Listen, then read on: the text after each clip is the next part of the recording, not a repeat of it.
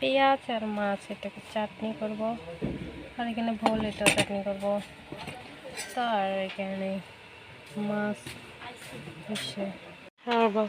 লেবু জল যেটা দিয়েছি এখানে চিকা আলু দিয়ে সবজি করছি, মাছ পেঁয়াজ কাঁচা মেখেছি।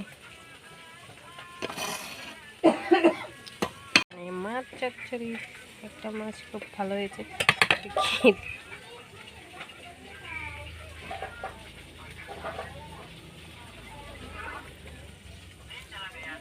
খাইনি কেমন ভালো হবে না ভেতরে।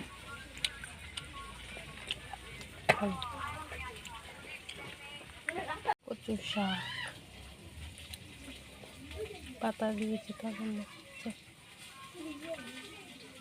ফল চাটনি করেছি,